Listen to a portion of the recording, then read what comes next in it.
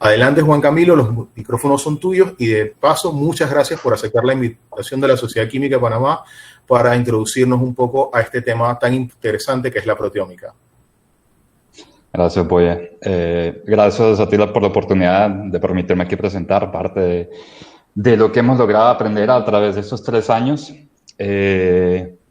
Y bueno, espero poder enseñarles un poquito de lo que estoy haciendo y compartir algunos de los resultados que hemos obtenido este último año y que logramos publicar recientemente. Entonces, como Christopher mencionó, lo que en lo que estoy trabajando ahora se llama un campo que se llama proteómica. Sin embargo, proteómica es el tipo de materias que son necesarias manejar para poder hacer un estudio de proteómica son bastante diversas. Entonces, por lo cual tengo que primero, en lo que estamos, espera, que no me cambien los slides, ok.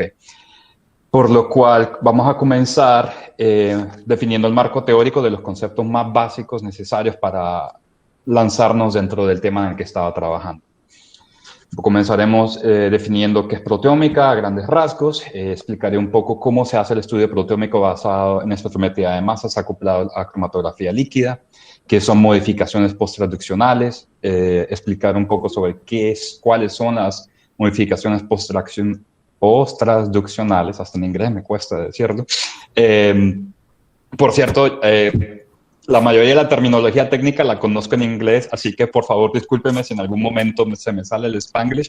Procuraré utilizar la terminología apropiada en español, pero admito que hay veces que no me viene la palabra a la mente porque llevo demasiado tiempo trabajando en países angloparlantes y donde el idioma que manejamos es inglés.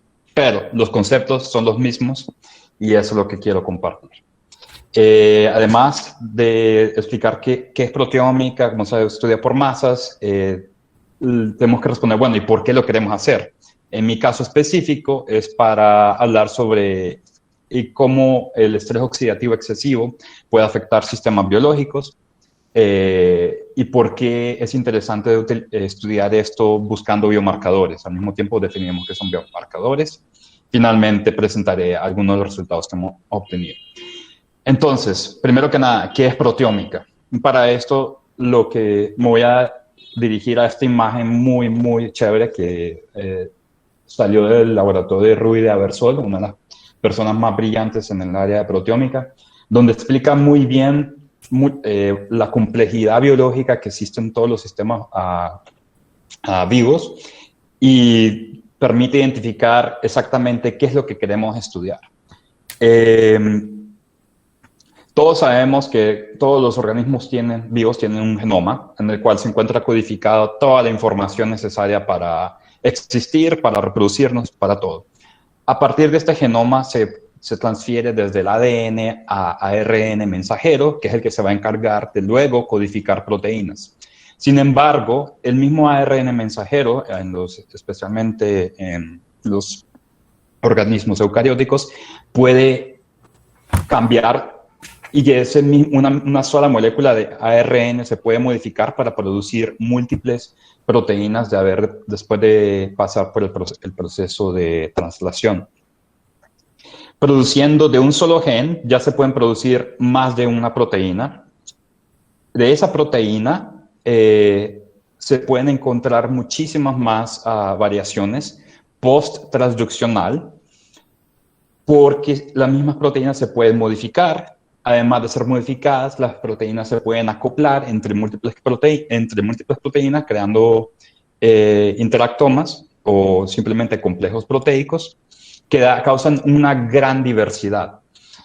Y aquí es donde donde definiríamos qué es proteómica, porque para poder entender proteómica se necesita saber todos los procesos desde el genoma hasta su expresión fenotípica. En el campo en el que yo trabajo específicamente es en el punto donde tenemos una proteína y la proteína puede estar modificada por varios tipos de moléculas, por cortes, en fin, unas modificaciones post-traduccionales, las llamamos post-traduccionales, porque ocurren después de que el ARN ha sido convertido o ha sido trasladado a una estructura de proteína. Y esto es lo que yo trabajo específicamente, proteínas y las específicas modificaciones que se pueden encontrar en ellas. Ahora, ¿cómo lo estudiamos? Para poder hacer estudios de proteómica, la verdad, me he encontrado con varios campos de ciencia que son necesarios, donde abarca desde química analítica hasta conocer de bioquímica, síntesis orgánica para poder sintetizar péptidos, bioinformática, hay muchas herramientas bioinformáticas que son necesarias, ciertos conocimientos de genética, espectrometría de masas, especialmente es mi especialidad. Como mencionó Christopher, tuve la oportunidad de trabajar en Indicasat, donde mi función es como, utilizando los instrumentos, me preparó muy bien para poder aplicar mis conocimientos en esta nueva área a la que me he dedicado durante el doctorado.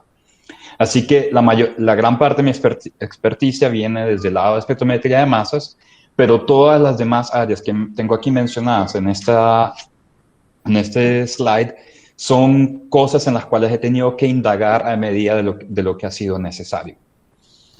Pero bueno, entonces definimos ya qué es una proteína, que es un producto que se obtiene después de la translación y traducción de información genética.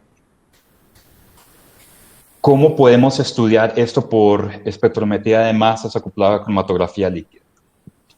Entonces, primero aquí tenemos una caricatura de una proteína en su estructura 3D, donde si nos vamos a ver entre las pequeñas cosas de las cuales conforma una proteína son aminoácidos. Las proteínas están conformadas por secuencias de aminoácidos donde cada aminoácido está conformado por 3 secciones, una que es un grupo carboxílico, luego un grupo amino y otro carbono donde tiene una cadena lateral. Entonces, cada aminoácido es esto, un grupo carboxílico, un carbono con una cadena lateral y un grupo amino. Una proteína está conformada por muchos de estos pedacitos acoplados a través de un enlace peptídico que está aquí mencionado.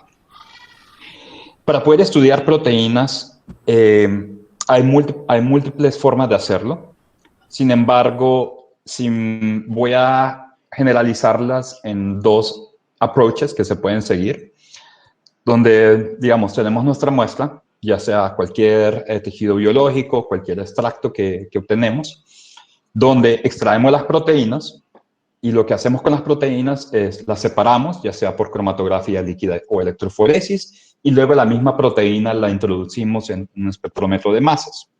Al introducirlo en el espectrómetro de masas nos permite medir la masa de forma indirecta de la proteína, pero además de ello también la puedes reventar dentro del equipo y empiezas a conseguir pedacitos de la proteína que nos permite identificarla.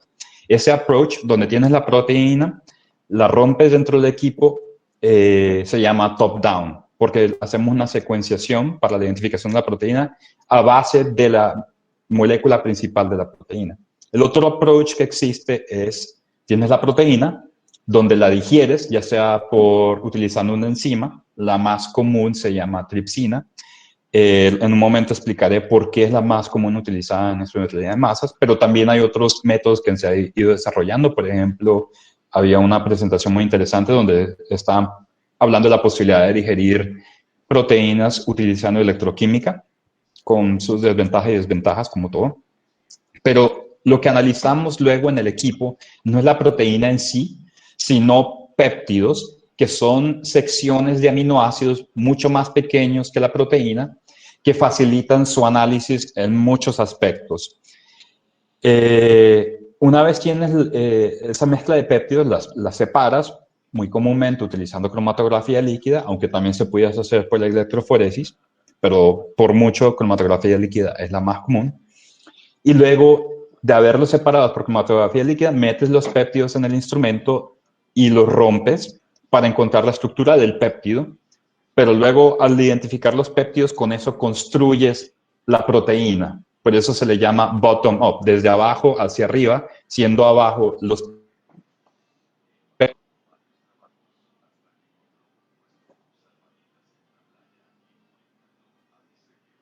de los péptidos.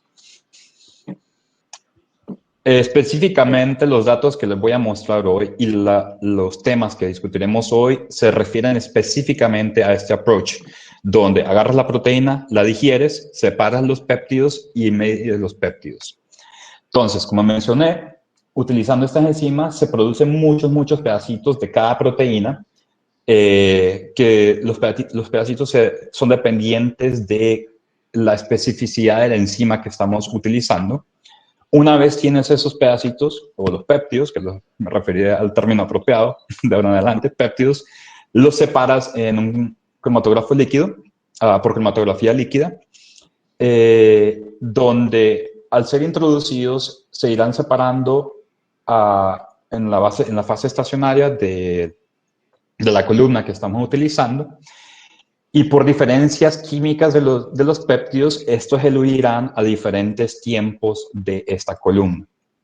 Una vez el péptido sale de la columna cromatográfica, entran al instrumento de masas, donde el primer paso será la ionización de estos péptidos. Hay muchos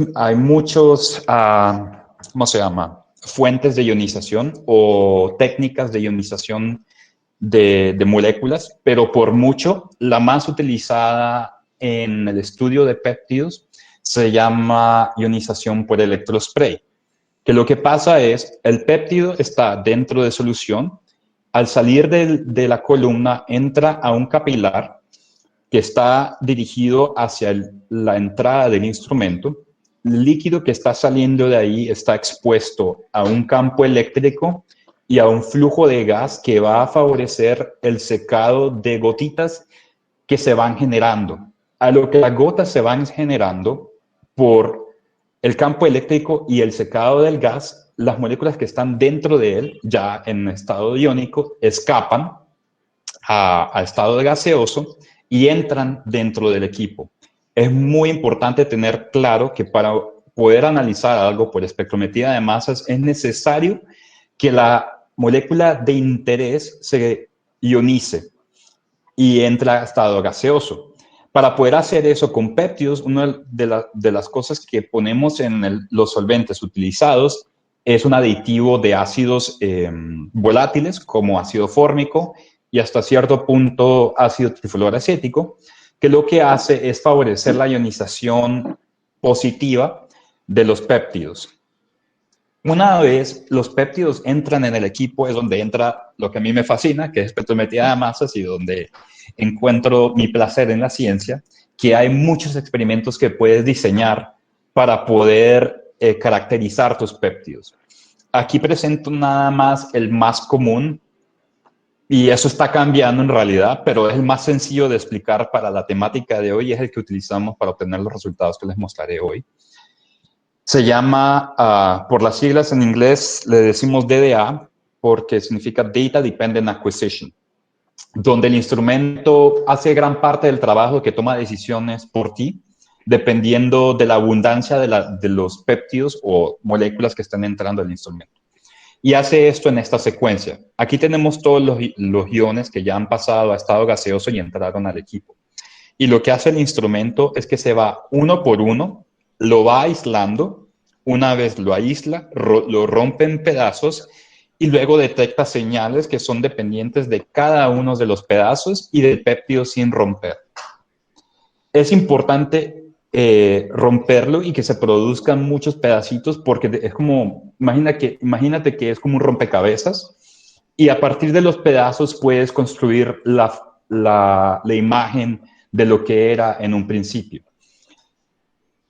Por suerte, en el estudio de proteómica y en el por qué es que por espectrometría de masas ha sido el método favorecido para el estudio de las proteínas, es porque los péptidos se rompen de una forma muy predecible.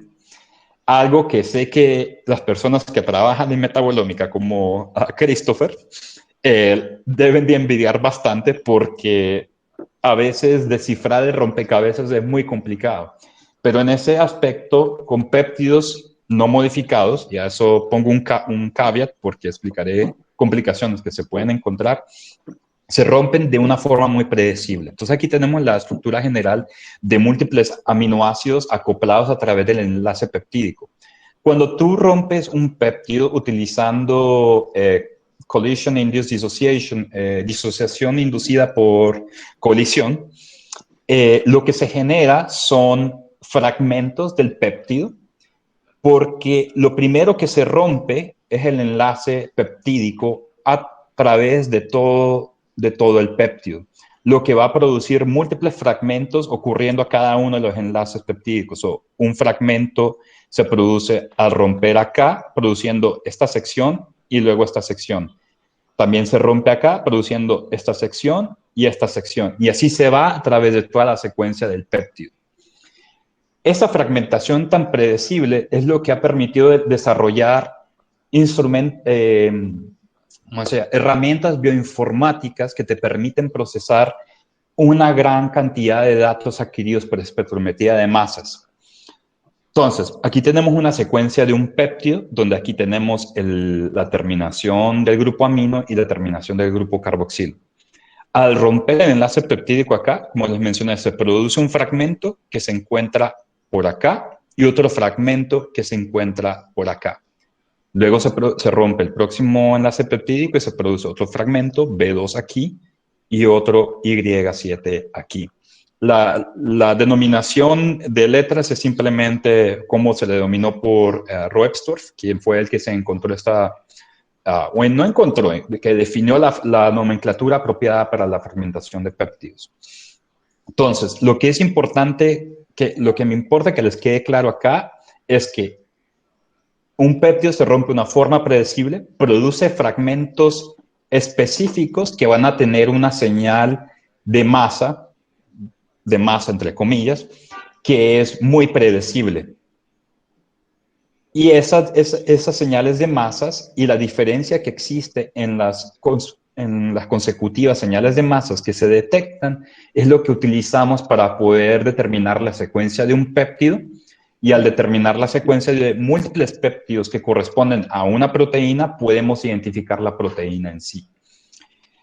Estas diferencias que existen, por ejemplo, acá entre esta señal y esta señal, corresponde a la diferencia de un aminoácido.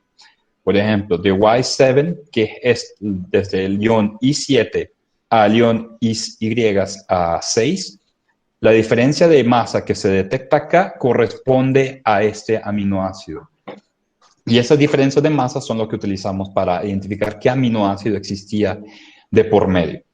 Hay varias técnicas de cómo hacer la identificación, pero ese no es el punto de esta charla, pero nada más para que sepan cuál es la información que utilizamos para la identificación del péptido.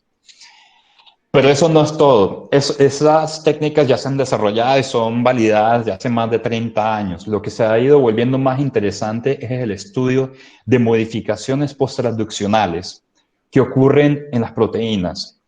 Y es para poder encontrar una modificación posttransduccional, es necesario considerar algo más. Por ejemplo, aquí tenemos dos péptidos con la misma secuencia de aminoácidos. Pongamos el ejemplo que les mostré antes. Un péptido con la misma secuencia de aminoácidos. La única diferencia es que uno de los aminoácidos que se encuentra en la mitad tiene algo extra. Una modificación se le agregó a la cadena lateral de ese aminoácido.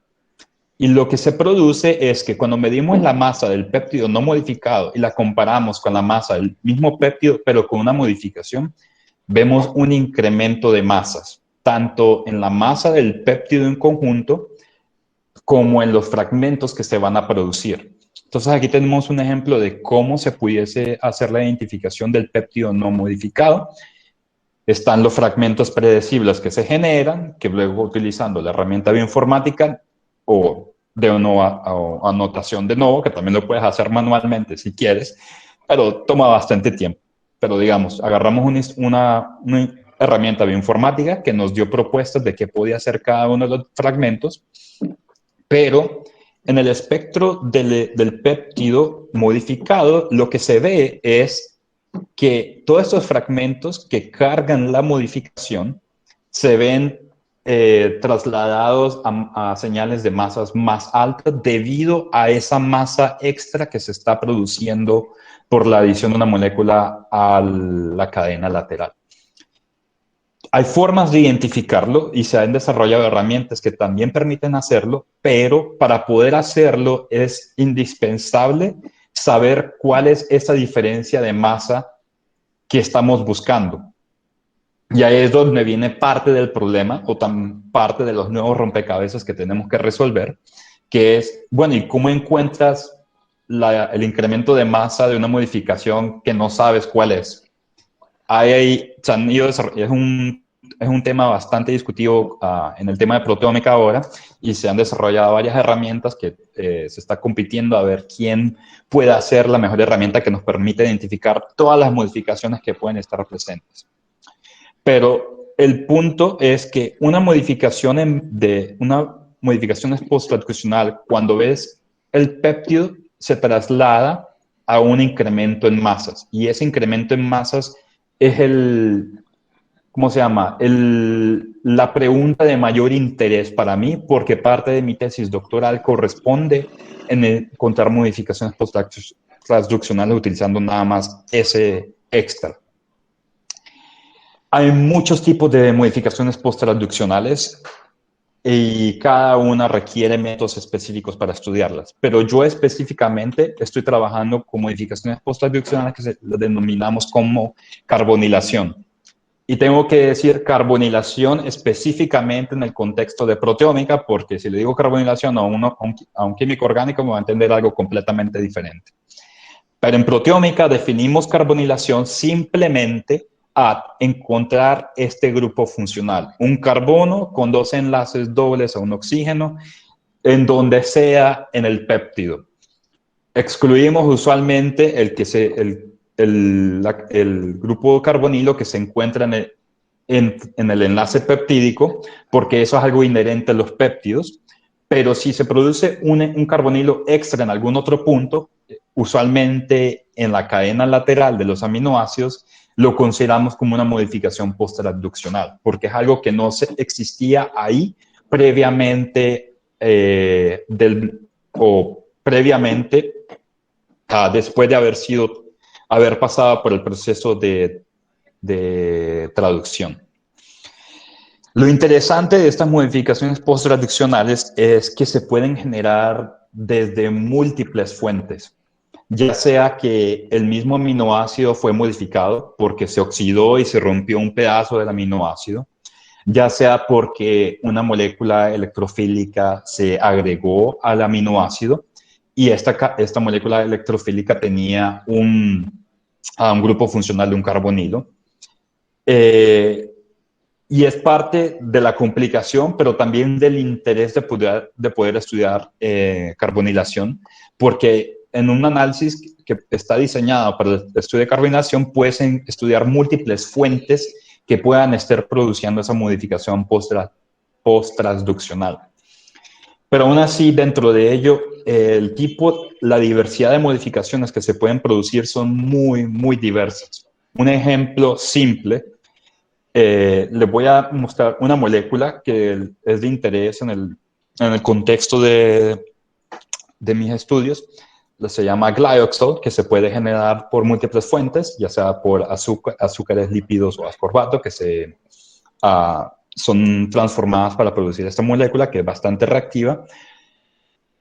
Y nada más una molécula puede reaccionar con múltiples aminoácidos, por ejemplo, con una arginina o una lisina, y puede producir diversos productos con cada uno de estos aminoácidos. Y no para ahí. Después de haber obtenido una reacción con glyoxal, esta puede seguir intercambiándose entre reacciones sucesivas, creando una mayor diversidad de los productos que se pueden generalizar. Entonces es complejo, pero no es imposible. Y es el challenge que nos pusimos, es el desafío que nos pusimos nosotros durante nuestros estudios de mi tesis doctoral. Ahora, ¿por qué quisiéramos estudiar esta modificación y no otras? Y ahí es donde tengo que explicar un poquito a qué se refiere el estrés oxidativo excesivo y cuál es su rol en sistemas biológicos. Es erróneo decir que el estrés oxidativo es algo malo, porque es algo inherente de todo organismo vivo. En los sistemas biológicos hay reacciones bioquímicas complejas que están balanceadas por reacciones de oxidación y reducción. Es algo necesario para el funcionamiento normal de un organismo. Así que dentro de nuestro propio genoma está codificado el producir reacciones de oxidación dentro de nuestro cuerpo, pero también existen fuentes fuera de nuestro organismo que se le denomina como exposoma, pero también están las que se generan directamente en nuestro organismo. Pero como les mencioné, así como hay reacciones de oxidación, hay reacciones de reducción que se contrarrestan. Y es común ver reacciones de oxidación que va a producir modificaciones en las proteínas posttransduccionales, o no solo en proteínas, sino en otra de los puntos ya sea en el genoma, transcriptoma, etc. Pero eso es normal, es necesario para las reacciones de regulación, de señalización, y es algo que se espera. El problema ocurre cuando el balance se rompe y todo se va a la ñex. Sé que no es el término apropiado, disculpen, pero todo se va en picada. Y modificaciones que solían ser reversibles o nuevas modificaciones que no son reversibles empiezan a ocurrir y es donde empieza a verse algo que denominamos como daño oxidativo. Esto ocurre, y el daño oxidativo, por ejemplo, con respecto a proteínas o incluso en el genoma, lleva a ciertas enfermedades. Eso es lo que nos referimos específicamente como estrés oxidativo excesivo. Y clarifico en el excesivo porque el estrés oxidativo es algo esperado, pero no que pase cierta barrera. Encontrar esa barrera es el desafío. En inglés le denomina como oxidative distress, pero bueno, lo llamaremos como estrés oxidativo excesivo para el resto de la charla. Y esto puede ocurrir a múltiples niveles, como mencioné, en el genoma, epigenoma, en transcriptoma, en el proteoma o incluso en los metabolitos que se manejan después por las proteínas que se generen. Pero en el campo que hemos decidido enfocarnos ha sido en el estudio del proteoma y cómo el estrés oxidativo excesivo puede afectar las proteínas. Y en este contexto es que carbonilación agarró interés por algunos científicos, porque se vio que en el contexto de algunas enfermedades donde se ve a inflamación crónica o aguda, o muy, muy aguda, se pueden ver incrementos de carbonilación. Entonces, en este ejemplo de un estudio de chronic renal failure, lo que se vio fue que cuando se midió el nivel total de carbonilación en voluntarios que no tenían ningún tipo de enfermedad versus aquellos donde los riñones se estaban empezando a fallar, se vio una acumulación de carbonilación que fue significativa. Y es donde empezó a llamarla, no solamente este estudio, hay otros casos, pero este es un muy buen caso del por qué se encontró la importancia en carbonilación, porque, oye, encontramos algo que tal vez pueda identificar un paciente versus aquella persona que tiene una enfermedad. Y empezó este boom del estudio de la carbonilación. El problema es que los ensayos clínicos, no llamémoslo ensayos clínicos, los ensayos que existen para poder medir carbonilación son muy generales, no tienen el nivel de especificidad necesaria para identificar en qué proteína se encuentra la modificación y cuantificarla de una forma reproducible. En este mismo estudio vimos que a nivel total hay diferencias en la carbonilación, pero queremos saber de dónde viene. Y es donde intentaron comparar ciertas proteínas y vieron que aunque se veían diferencias en algunas proteínas no eran los niveles significativos que se estaban detectando en las proteínas respectivas, ya sea porque el nivel de sensibilidad del ensayo que se utilizaba no era lo suficientemente alto, o porque se pudiese estar, no se estaban midiendo las proteínas apropiadas, o muchas otras hipótesis. Esas simplemente son dos que se me ocurren ahorita. Pero lo que es claro es que no existe o no se han desarrollado métodos reproducibles para poder cuantificar la carbonilación en proteínas específicas. Y el por qué hay una tesis doctoral para mí, que es a lo que nos estamos es lo que nos pusimos como misión. Finalmente, el interés que se vio acá en la diferencia que se podía encontrar entre pacientes dio el interés a buscar algo que se denomina como un biomarcador. ¿Pero qué es un biomarcador? A grandes rasgos intentaré explicar esto, aunque un químico clínico pruebe que lo puede explicar 1000 veces mejor que yo, pero así es como manejo el concepto. Imaginémonos que tenemos una señal. Llegó un paciente y le medimos algo. Y esa señal nos va a permitir decir si ese paciente tiene la enfermedad o no tiene la enfermedad. Realmente sería más útil si el paciente no tiene la enfermedad o que nos diga en qué etapa de la enfermedad podría estar.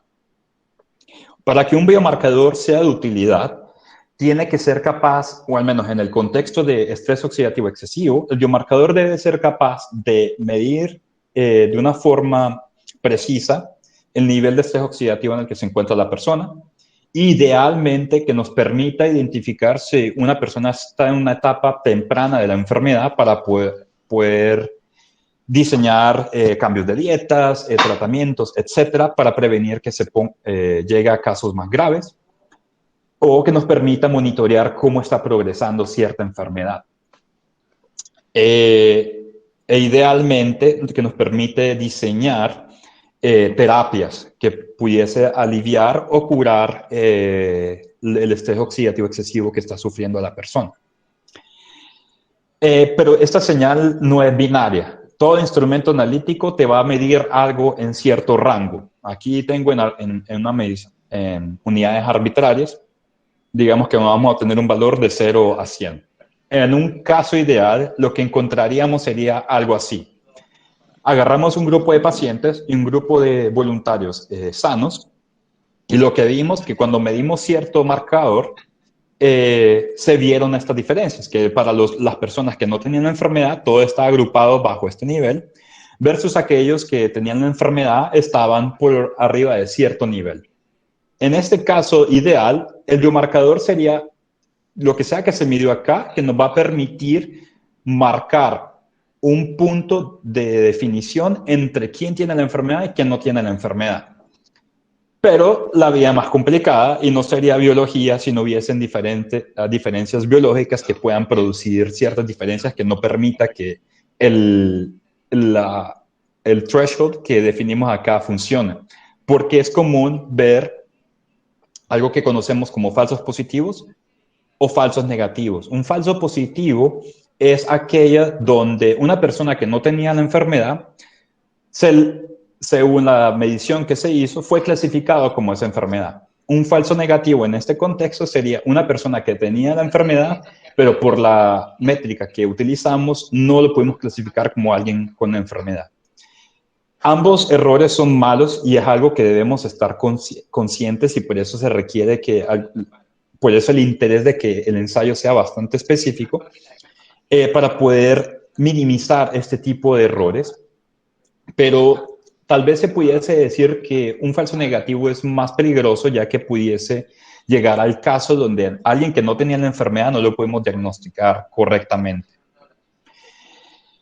Y biomarcador, si me preguntan a mí, es una palabra usada y reusada porque tiene un interés clínico de gran importancia para la salud de los humanos, y no solamente humanos, también pudiese ser aplicado con respecto a animales, especialmente en las industrias que producen productos ya sea para comida o etcétera. Pero no es algo sencillo.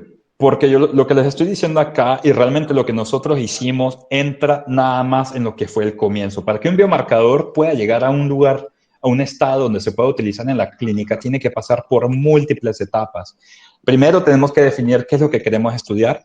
Tenemos que desarrollar un método que nos permita estudiar ese target. En nuestro caso sería las carbonilaciones en proteínas, un método que nos permita verificar si van a haber algún artefacto debido al método que se desarrolla.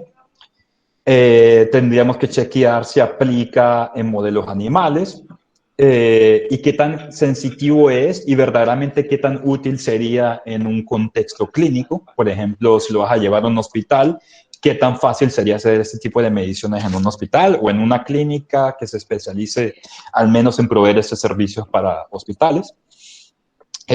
Además que tendríamos que chequear por intravariabilidad de personas y validarlo a través de una gran proporción de la población para asegurarnos que es algo robusto. Nuestro proyecto está nada más al comienzo, donde nos dedicamos a desarrollar el método que nos permite identificar carbonilación de proteínas y que nos permite cuantificar péptidos relacionados a ellos. Pero todos los demás pasos quedan pendientes. Algunos de ellos ya los estamos trabajando, pero es un camino bastante largo. Habiendo definido el marco teórico y dónde entramos nosotros, ahora sí les puedo presentar algunos de los resultados que logramos publicar, porque fue específicamente atendiendo esta etapa de la vida de un biomarcador en su nacimiento, donde lo que quisimos fue desarrollar un método que nos permita tanto identificar como cuantificar el tipo de modificaciones posttraduccionales y en dónde están localizadas en la proteína. Ahora, cuando vas a buscar un biomarcador, te tienes que preguntar dónde lo vas a encontrar. Si lo vas a poner en una aplicación clínica, lo más fácil sería que lo puedas encontrar en sangre. ¿Por qué? Porque es mediana adquirir sangre no es muy invasivo en comparación a las alternativas. Ponte un ejemplo con artritis reumatoidea, que es una de las enfermedades en la cual queremos estudiar el contexto de la carbonilación. Si tú vas al hospital y te dicen necesitamos una muestra y te dicen, ok, o te podemos sacar un poco de sangre o te podemos meter una aguja dentro de la rodilla y sacamos parte del líquido que existe entre las conexiones en las articulaciones. Obviamente, lo primero no, sácame sangre, no quiero que me metas una aguja en la rodilla. Y es por eso que la mayoría de los ensayos clínicos, o al menos para la industria o los hospitales, saben que lo más útil sería si puedes desarrollar algo donde puedas detectarlo desde sangre, porque es el tejido biológico al cual podemos tener más fácil acceso. Bueno, también está salida, orina, feces, pero usualmente la sangre tiende a ser más informativa porque es algo que ha estado expuesto a todo tu organismo y se pueden ir acumulando tal vez modificaciones posttraduccionales en la sangre que podamos detectar.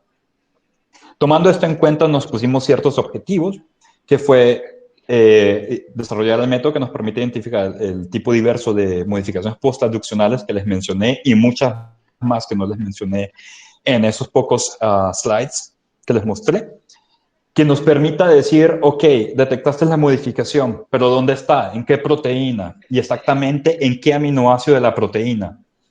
Y tercero, que después de haberlo identificado, que el péptido que nos permita hacer esa identificación lo podamos cuantificar de una forma reproducible. Y todo esto que se puede hacer a través de proteínas que se encuentran en plasma, el plasma es algo que extraemos de la sangre, en proteínas que estén presentes ahí porque es una muestra de fácil acceso. Pero con esto vienen varios desafíos. Uno es el nivel de sensibilidad que requeriría el método, ya que debido a la tanta diversidad de modificaciones que se pueden encontrar, la abundancia de cada una de ellas es muy, muy, muy baja, por lo cual requiere métodos específicos. Segundo, tiene que ser una aplicación que te permita lidiar con esa complejidad de modificaciones. Les mencioné que para poder identificar una modificación posttranscripcional tienes que saber cuál es la masa exacta. Pero cuando estás buscando 40, cientos de modificaciones, tienes que considerar 100 sets. Por ejemplo, si estamos buscando 100 modificaciones diferentes, tienes que buscar 100 sets de masas diferentes. Esto pone complicaciones con respecto a las herramientas bioinformáticas que existen y descifrar, bueno, cuáles son esas 100 diferencias de masas que debemos estar buscando. Y por último, que lo que sea que decidimos cuantificar, que sea de una forma reproducible, porque para poder hacer un test de eficacia de un biomarcador tiene que ser algo que podemos cuantificar, que nos permita encontrar diferencias entre grupos de pacientes o de individuos. El primero de los problemas de sensibilidad lo resolvimos utilizando moléculas que reaccionan específicamente nada más con carbonilos. Existen varias, en las cuales tienen varias cosas en común. Uno, un grupo funcional que se puede detectar ya sea por anticuerpos o que se pueda capturar utilizando proteínas que interactúan específicamente con esos grupos. Por ejemplo, aquí tenemos un grupo funcional de biotina, que es utilizado mucho en técnicas de biotecnología para poder capturar ciertas moléculas de interés. Pero además de ello, tenemos un grupo funcional que va a reaccionar específicamente con los carbonilos, haciendo una adducción con ellos y atrapando los carbonilos con una molécula de biotina atrapada. Entonces, ponte, aquí tienes un péptido que va a ser derivatizado con esto. El péptido va a estar conectado por el grupo funcional reactivo y va a tener un grupo de biotina que luego podemos utilizar para separarlo de todo lo demás. Se han hecho varios estudios, tanto en nuestro laboratorio como en otros laboratorios que vieron las cinéticas y la termodinámica de la eficiencia termodinámica de cada uno de los productos que se podían generar con cada una de estas moléculas, y se vio que los productos más estables que se podían obtener fue con esta molécula, y es por la cual es la que hemos decidido utilizar a través de nuestros estudios. Aquí hay un esquema general de exactamente qué es lo que hago yo en mi laboratorio cuando tengo que preparar muestras. Entonces, recibimos sangre, de la sangre separamos el plasma, que es una mezcla de proteínas, que se ven aquí como las moléculas grandes, y moléculas pequeñas que están ilustradas aquí con puntitos azules pequeños. Pero a nosotros no nos interesan esas moléculas pequeñas, por las cuales las tenemos que remover para facilitar el procesamiento de las muestras, por lo cual agarramos el plasma y lo pasamos por un filtro. Un momento. Una vez pasamos la muestra por el filtro, removemos todas las moléculas pequeñas y nos quedan nada más las proteínas, que son las moléculas de interés para nosotros. De estas proteínas, algunas estarán con una modificación de carbonilación y otras simplemente no la tendrán. Pero utilizando la molécula de derivatización que les mostré, el ARP, podemos pegarla específicamente a los sitios de carbonilación con la biotina estando presente para utilizarla luego. Una vez tenemos nada más las proteínas y ya derivatizadas, las rompemos en pedacitos utilizando las enzimas con tripsina, que por cierto, se me fue a mencionar por qué utilizamos tripsina. Tripsina se utiliza porque los péptidos que se producen se pueden ionizar de una forma más fácil porque se asegura que siempre haya una lisina, una arginina presente, que se pueden ionizar por ionización positiva de una forma más fácil. A grandes rasgos esa es la razón. Una vez tú tienes esta mezcla de péptidos, donde tienes péptidos que, por ejemplo, se originaron de una proteína que no estaba carbonilada, que no tenía la carbonilación, de proteínas que tenía la carbonilación, pero que el péptido en sí que se generó no tiene la carbonilación, y los péptidos que tienen la carbonilación y se le ha pegado la molécula de ARP, y de todo lo que se genera, a nosotros nos interesa nada más aquellos péptidos que se fueron derivatizados para poder identificar el sitio de modificación. Sí podemos identificar qué péptido cargaba la molécula de ARP, por lo cual es necesario separarlos. Y para esto es que vamos a utilizar la biotina. Utilizando cromatografía de afinidad. Como les mencioné, la biotina es utilizada en muchas técnicas de biotecnología porque tiene una interacción específica con una proteína llamada avidina, que lo que uno hace es que, por ejemplo, agarras la avidina y la pegas en una fase estacionaria. Luego tú pasas tus péptidos o cualquier molécula que tenga una biotina por esa fase estacionaria y lo que va a hacer es capturar la biotina dentro de su sitio de interacción. Entonces, teniendo una mezcla de péptidos donde algunos no están derivatizados y otros sí están derivatizados, que aquí ilustrados como verde, lo que pasa es que cuando los pasas por esta columna que tiene la avidina, va a capturar nada más aquellos péptidos que tienen la molécula de biotina y todo lo demás simplemente va a eluir. Una vez has separado tus péptidos de interés de todos aquellos que no te interesan, puedes eluirlos y terminas con una muestra que ha sido purificada, por así decirlo, y nada más tienes aquellos péptidos de interés que tenían en un inicio la carbonilación, pero que ahora tienen la molécula de ARP acoplada a ellos. Una vez tienes esa mezcla purificada, tienes que pasarlo de nuevo por un filtro, porque para poder diluir los péptidos se requieren solventes de elusión muy fuertes que lastimosamente también eluyen avidina. Y cuando tú diseñas un método para separar péptidos y tienes una proteína ahí, que es una molécula mucho más grande y hidrofóbica, produce problemas en la separación cromatográfica que viene luego. Entonces, tienes esa mezcla de péptidos que ya los has purificado, ya los has filtrado, eliminando el subproducto de avidina que viene del método de preparación.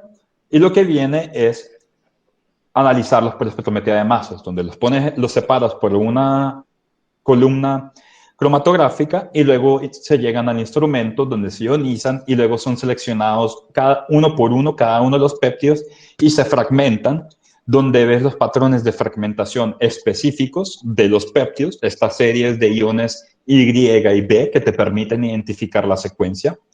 Pero además de ello, se ha reportado, que también nosotros lo vimos, es que la misma molécula de derivatización que utilizamos también produce patrones de fragmentación muy reproducibles que permiten identificar la presencia de la molécula de derivatización, que eso lo utilizamos luego para validar los resultados. Entonces, el resultado de masas es esto, un sinnúmero de espectros de cada uno de los péptidos que existían en la muestra, donde se producen los iones de fragmentación por el rompimiento del enlace peptídico, más los fragmentos del ARP. Una vez tienes todos esos espectros de masas, utilizas herramientas bioinformáticas que te permiten producir propuestas de los posibles péptidos que puedes tener dentro de tu muestra. Y voy a enfatizar en que simplemente es una propuesta. El trabajo de proteómica al nivel que lo hacemos hoy en día no sería posible sin estas herramientas, pero al mismo tiempo estas herramientas no son infalibles, especialmente cuando estamos hablando con modificaciones posttraduccionales. Toca ser más crítico en la aceptación de los resultados que te presenta una herramienta. Al final del día, esto es nada más una herramienta de soporte y depende del químico o el bioinformático, cualquier rama que de la cual vengas, pero que estás familiarizado con el análisis de proteómica por espectrometría de masas. Lo ideal es chequear los espectros uno por uno de cada uno de los péptidos que se están produciendo para validar si son verdaderos. Así que gran parte del trabajo era viendo yo, por ejemplo, un espectro de masas y tener que anotarlo con respecto a los fragmentos que se producen. Como mencioné, los rompimientos por los enlaces peptídicos producen series de fragmentación que son correspondientes nada más con respecto al péptido, a la secuencia del aminoácido, pues esta serie de iones de Y1 que corresponde a este, Y2 que corresponde a este, Y3 a este, y así lo vamos anotando.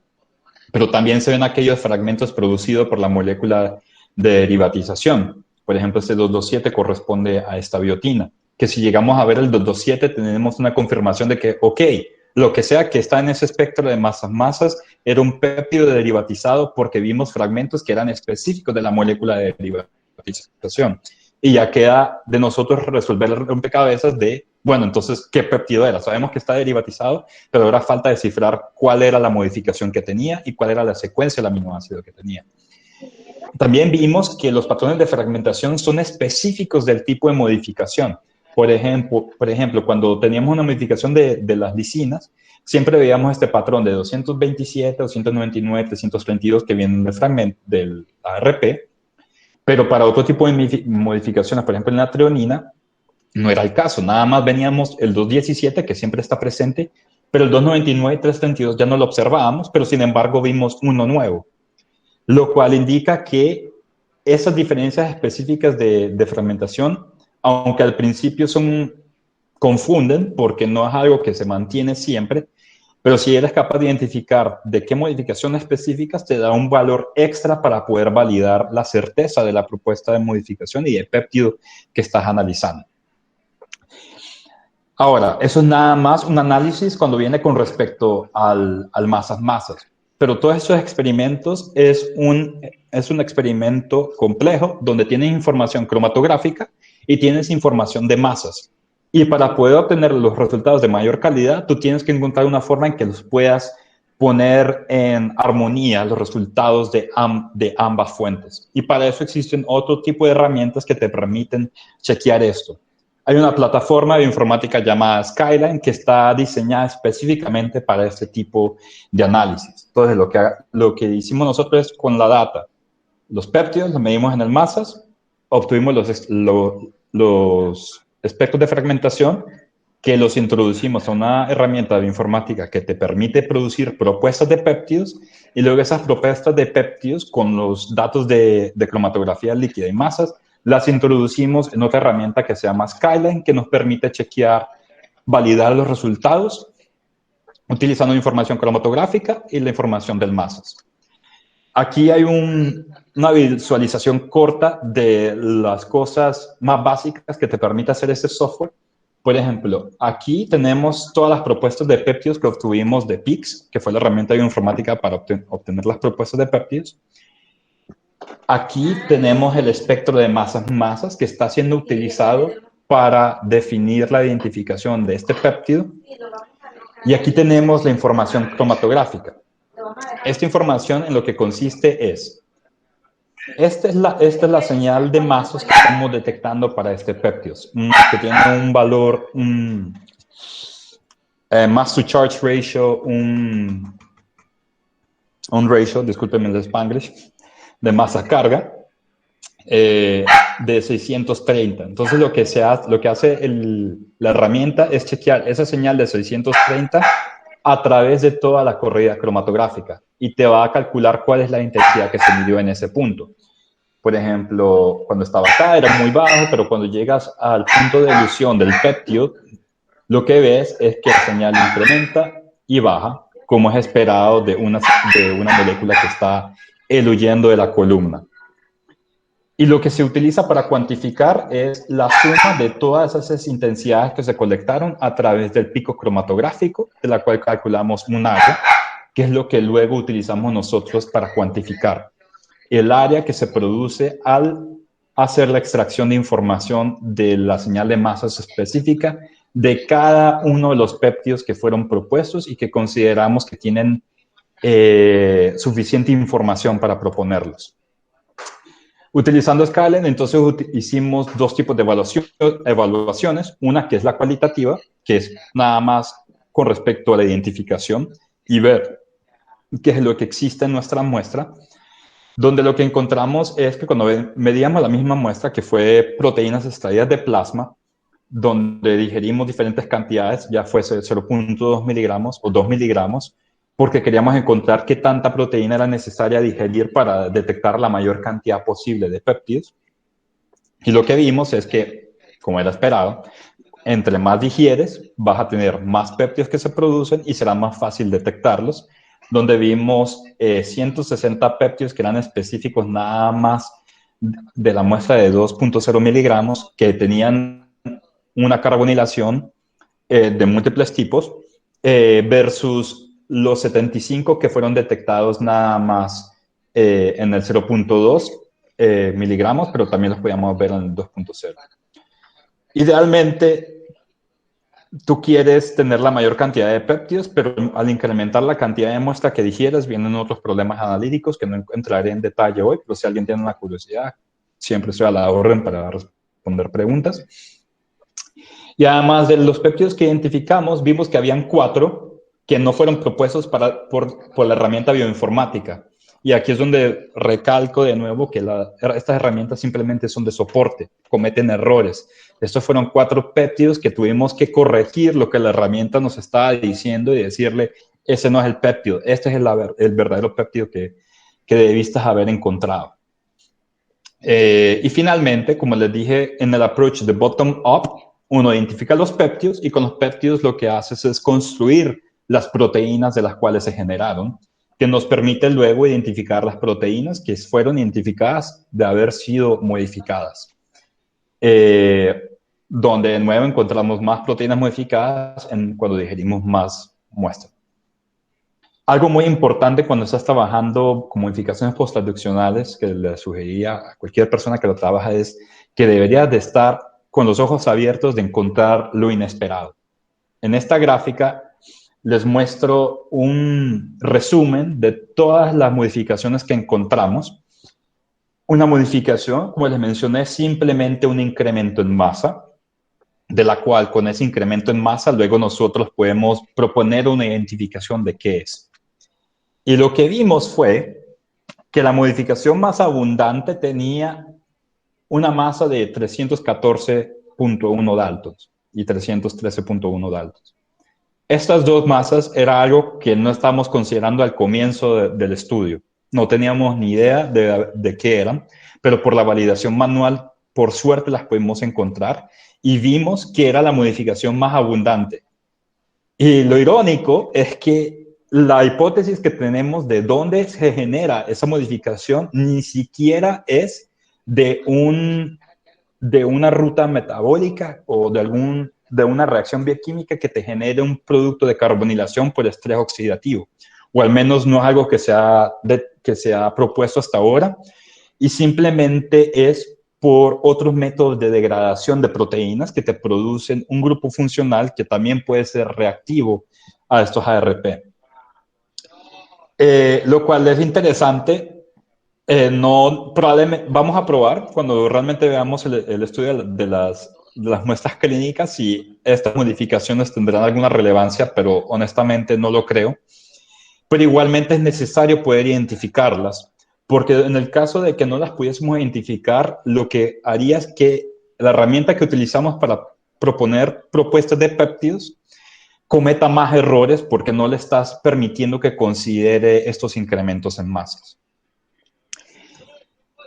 Para finalizar, con respecto a los valores cuantitativos, lo que quisimos ver es, bueno, si incrementamos la cantidad por 10 veces de proteínas que digerimos, debemos obtener un incremento en masa, ¿cierto?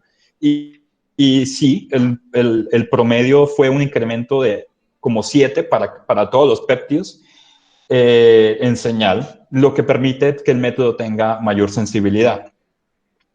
Pero el problema es que al incrementar la cantidad de proteínas que digerimos, vienen problemas de reproducibilidad porque tienen más proteínas que complican algunos de los pasos de digestión o de preparación de la muestra. Pero igualmente fue en números aceptables. En esta gráfica tenemos en el eje X el coeficiente de variación, que es la métrica que es más comúnmente utilizada para evaluar la reproducibilidad de cuantificación por el CMS, cromatografía líquida acoplada a masas de péptidos, donde un valor general que se pone es de 20%. Un coeficiente de variación del 20%, más allá de 20% es algo que no es ideal, pero cualquier valor bajo de este es usualmente algo que se acepta. Y vimos que todos los péptidos que fueron identificados como derivatizados, que aquí ya están denominados con ARP, tenían un coeficiente de variación o en su mayoría por debajo del 20%. Lo interesante del tema es que, aunque les dije que hacemos este proceso de cromatografía de afinidad para purificar los péptidos, igualmente todavía quedan péptidos no derivatizados en la muestra, ya sea por interacciones no específicas con la avidina o incluso interacciones específicas con la avidina por otros grupos funcionales o secciones de aminoácidos que también pueden interactuar con la avidina. Pero lo interesante es que la mayoría de esos péptidos no derivatizados eluían en cantidades muy random, por así decirlo, porque las interacciones no eran específicas, lo cual idealmente no se quiere que hayan señales que tienen este nivel de variabilidad, pero al mismo tiempo es algo que también podemos utilizar para validar la confiabilidad de los resultados, porque aquellas señales que varíen mucho y no estén distribuidas de una forma estadísticamente normal, es porque probablemente no es un péptido modificado y lo podemos descartar. Pero también es necesario identificarlos, como les dije, para evitar falsos positivos.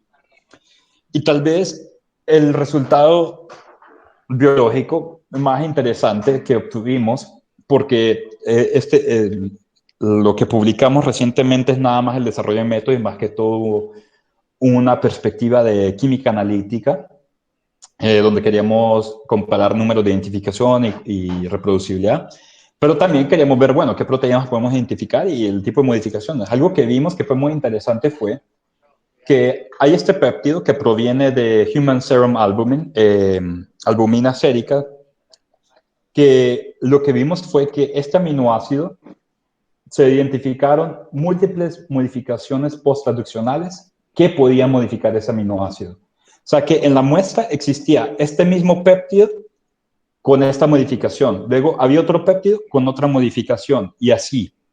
Lo cual a mí me pareció muy interesante porque eso, aunque no nos permite cuantificar el tipo, en abundancia la proteína que cargaba cada una de estas modificaciones, al menos nos permite confirmar que, ok, hay múltiples proteoformas de la albumina sérica en el plasma, con diferentes modificaciones que existen a diferentes abundancias. Y este es uno de los aspectos de interés que vamos a estar buscando,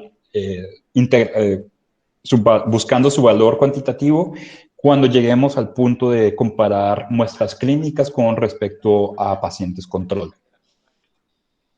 Y fue interesante que esas modificaciones estaban nada más localizadas en 6 aminoácidos de esa proteína. Aunque la albumina sérica tiene múltiples lisinas, todas las modificaciones de los grupos reactivos estaban nada más en 6 de esos aminoácidos, lo que indica que hay cierto nivel de especificidad de la proteína para reaccionar nada más en esos aminoácidos con ciertas modificaciones. Se ha propuesto que la albumina sérica puede ser como el primer nivel de defensa ante cambios de estrés oxidativo excesivo en la sangre o en realidad en todo el cuerpo, porque esta proteína no solamente está presente en el plasma, está en todas partes. Que al tener esos puntos específicos que pueden reaccionar con moléculas producidas por estrés oxidativo, las pueda capturar para luego ser eliminadas por sistemas de eliminación propios del organismo. Y bueno, con eso ya les termino diciendo qué es lo que viene y en qué es lo que hemos estado trabajando, que es mover nuestras técnicas de cromatografía líquida y masas a diferentes tipos de adquisición que nos permita lidiar con algunos de los problemas cuantitativos del método actual que tenemos. Queremos utilizar esos patrones de fragmentación específicos que vienen de ARP para diseñar nuevas estrategias para identificar nuevas modificaciones que no habíamos considerado previamente. Y finalmente, que es la cereza del pastel, que es probar si los péptidos modificados que estamos identificando pueden servir de biomarcador para algunas enfermedades asociadas a estrés oxidativo excesivo, inflamación crónica, tal como la artritis reumatoidea. Con eso le doy gracias a todas las personas que me han apoyado a mí durante mi doctorado, a mis supervisores, a todos mis compañeros de laboratorio, a ustedes por tener la paciencia de escucharme aquí hablando de mis nerdadas y de mi pasión por la espectrometría de masas y proteómica. Y con eso, si hay alguna pregunta, con mucho placer me gustaría poder responderla. Al igual que si tienen alguna sugerencia para lo que deberíamos hacer en el futuro, por favor, también las quisiera escuchar. Muchísimas gracias, Juan Camilo, por la excelente presentación. Yo primero que nada te voy a dar los buenos días. Juan Camilo ya está en viernes allá en Alemania, así que muchas gracias por ese sacrificio que haces para darnos esta charla y compartir con nosotros tu experiencia en proteómica. Yo tengo dos preguntitas. En el plasma pueden haber péptidos libres y me interesaría saber cómo lo discriminas. Estuviste hablando un poco de la cromatografía que haces por afinidad, pero si estos no te hacen alguna interferencia en el proceso, algún péptido que se pueda generar que esté ya propiamente por alguna otra proteína que esté allí presente. Bueno, para eso tengo que revisar. Espérate, deja de muestro de nuevo la presentación porque hay una gráfica que permitiría explicar qué pasaría en ese aspecto.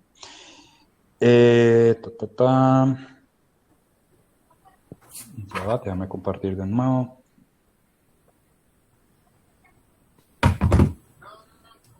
¿Puedes ver la presentación de nuevo? Sí.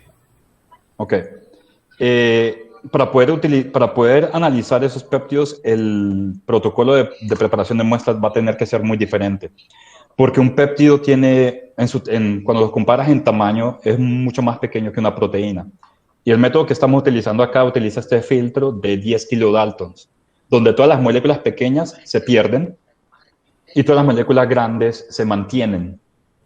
Si tu interés es hacer un estudio de peptidómica, que es el análisis de péptidos libres que ya están presentes, lo que tendrías que hacer es invertirlo. En vez de trabajar con esta muestra, que son las proteínas, estarías trabajando con el producto de moléculas pequeñas. O tendrás que encontrar otros métodos de extracción de los péptidos que te permita estudiarlos. Al mismo tiempo no tendrías que hacer digestión, ya que tu interés son los péptidos. Y bueno, vendrían otro tipo de complicaciones.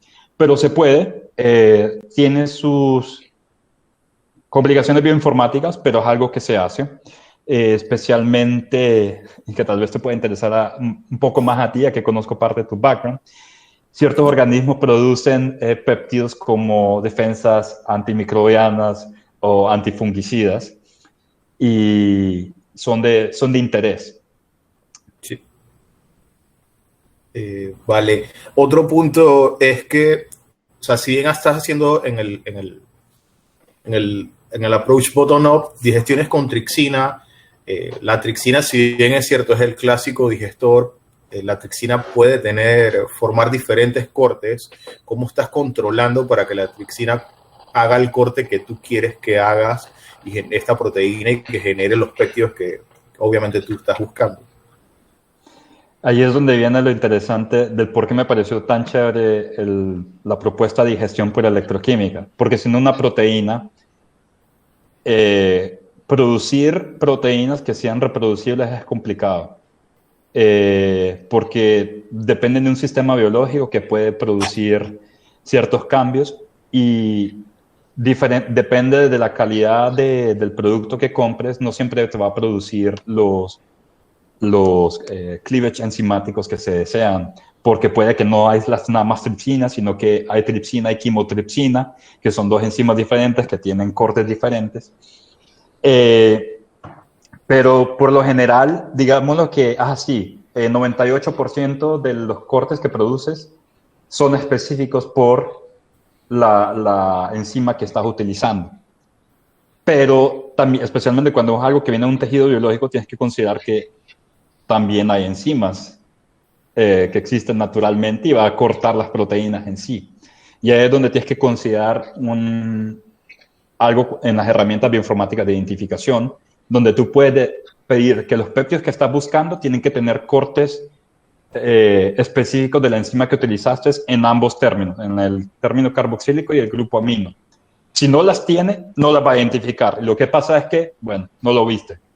Pero también hay herramientas que te permiten que, quiero que una de las terminaciones tenga una terminación enzimática específica y la otra puede ser lo que sea.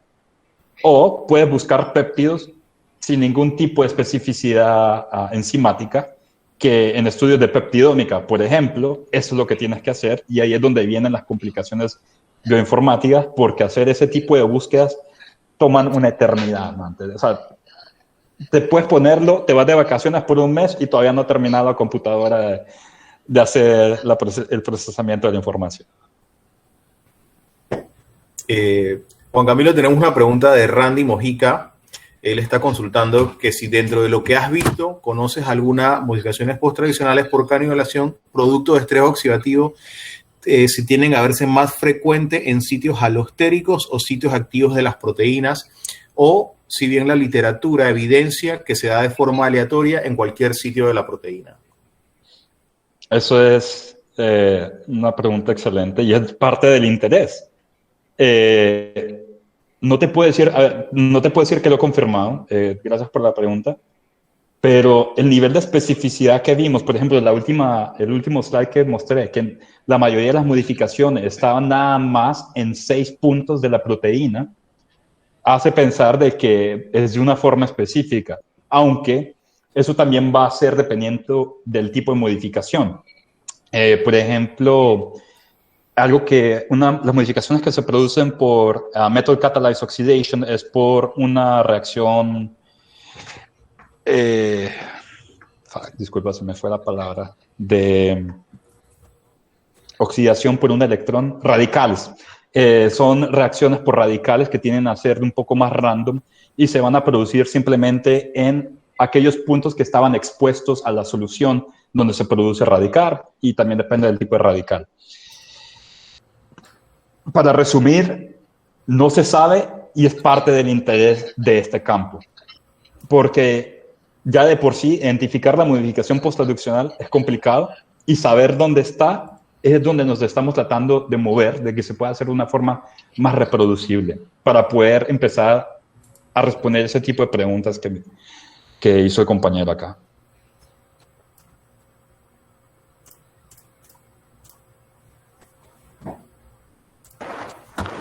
Hola, Christopher, yo tengo una pregunta para Juan. Hola, muy interesante. Soy Humberto, soy profesor ahí de Química Orgánica en la Universidad de Panamá. Bueno, yo sé que el COVID-19, bueno, se ha estudiado bastante y ya se ha publicado que hay varios biomarcadores que te pueden decir, bueno, este paciente tiene problemas en varios órganos, ¿no? En el páncreas o en los pulmones, en los riñones, etcétera, etcétera. Entonces yo me imagino, no lo he visto, no he visto todavía en publicaciones, pero me imagino que deberían de estar haciendo algunos estudios a partir de espectrometría de masas para saber de que, bueno, si se ve este ion y estos fragmentos, es posible que este paciente esté pasando, bueno, uno de sus órganos esté en problemas y tal vez sea una alternativa, ¿no? Para hacer diagnósticos clínicos, ¿no? Y saber prever algún daño peor en un futuro, ¿no? Para que tenga el tratamiento correspondiente, ¿no? A ver, entonces, si te entiendo la pregunta bien, es si se pudiese aplicar el estudio de carbonilación con respecto a pacientes con COVID. La respuesta es, no, a ver, no he revisado toda la literatura que existe, pero voy a apostar a que no se ha hecho. Porque el enfoque que se ha hecho con respecto a COVID, que también existen ensayos clínicos de masas que se están desarrollando, pero en realidad se estudian otro tipo de modificaciones posttraduccionales y más que todo para identificar la presencia del virus o no. Parte de las proteínas, de spike proteins, tienen modificaciones posttraduccionales de glycosylation que son de interés. Ahora, en cuanto a los efectos que podría tener el paciente, la verdad no lo sé. Creo que son las enfermedades o los efectos secundarios de este virus son algo muy nuevo que se tendría que definir primero cuál es el efecto. O sea, definir de una forma muy clara que si alguien se infecta por COVID, qué pasa a nivel biológico a través de todas las personas. El mundo ha estado en momentos de crisis donde simplemente controlar y eliminar el virus lo más rápido que se pueda probablemente es algo de interés, pero no veo algo que nazca dentro de un buen tiempo y muy probablemente no pase porque lo ideal es de que se eliminen las infecciones en total, donde no haya la preocupación de tener que estudiar esto. Pero en el caso de que se dé, es una hipótesis que se puede probar. Tienes un grupo de pacientes que tuvieron una enfermedad, idealmente obtuviste algún tipo de tejido, probablemente sangre, y los comparaste a pacientes que no tenían. Y buscar si había carbonilación en uno o en el otro. Pero es una pregunta que queda abierta, no es algo que se ha hecho todavía. Gracias por la pregunta. Juan Camilo, nosotros... Dime. Adelante, Dime. Humberto, no te preocupes. No, es que yo tengo entendido de que, claro, este virus ha sido un poco diferente, ¿no? Porque es impresionante, hay mucha gente que ha quedado muy mal después de que ha pasado por el virus con muchos problemas en diferentes órganos, ¿no? Y por eso es que creo que es interesante saber a veces o prever, ¿no?, la gravedad de la enfermedad. Pero bueno, con la vacunación eso puede reducirse, ¿no? Sí. Tampoco estoy tan familiarizado de la enfermedad, así que me voy a limitar en el tipo de detalles que puedo aspirar a decir.